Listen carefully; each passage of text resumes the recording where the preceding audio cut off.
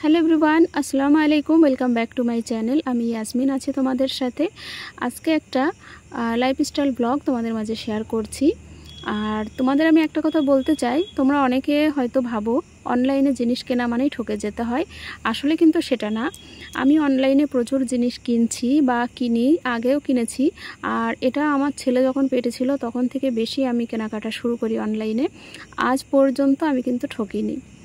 আসলে কি ব্যাপার বলো তো, তোমরা যদি ভালো করে জিনিসটার রিভিউ দেখো বা পড়ো, কিংবা বাজার দর যেটা মার্কেটে আমাদের মানে সচরাচর লোকাল মার্কেট যেগুলো, সেখানে যদি একটু যাচাই করো তাহলে কিন্তু তোমরা ঠকবে না।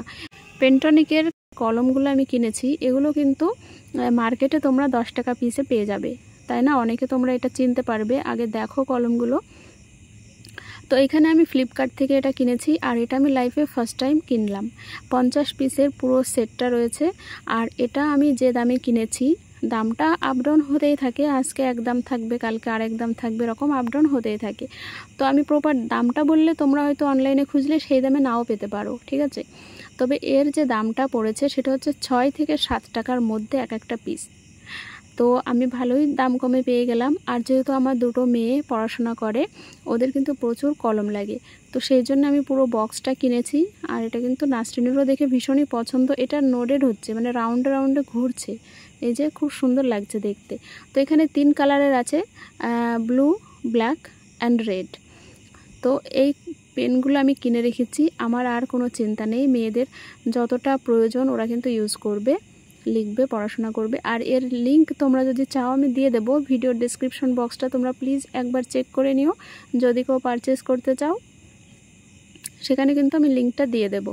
তো চলো এবার আরেকটা জিনিস, এই যে রাতের ব্লগটা তো ওখানে শেষ করলাম। সকালবেলা উঠে এই যে কুমড়ো গাছে একটা কুমড়ো হয়েছে, এটা কাটতে হবে। আগেও একটা কুমড়ো হয়েছিল, তো সেটা নষ্ট হয়ে গেছে। ওই যে মিলিবাগ বলে না, তারা মানে কুমড়োটাকে নষ্ট করে দিয়েছিল। আর এই কুমড়োটা আমি অনেক যত্ন করে রেখেছি। এটাতে আমি পলিথিন পেঁচিয়ে রেখে দিতাম যাতে করে কোনো পোকামাকড় না বসতে পারে। তো তারপরে এই যে কুমড়োটা খাওয়ার মতো বেশ হয়েছে, আর একটু বড় হবে হয়তো, তবে আমি অত বুঝতে পারছি না, ওই জন্য ভাবছি আজকেই কেটে নিই। তো এটা আমি এখন কাটবো।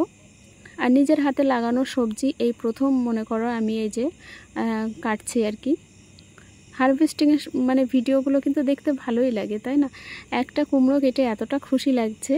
আর আমি তার আগে কিছুটা শাক কেটেছিলাম।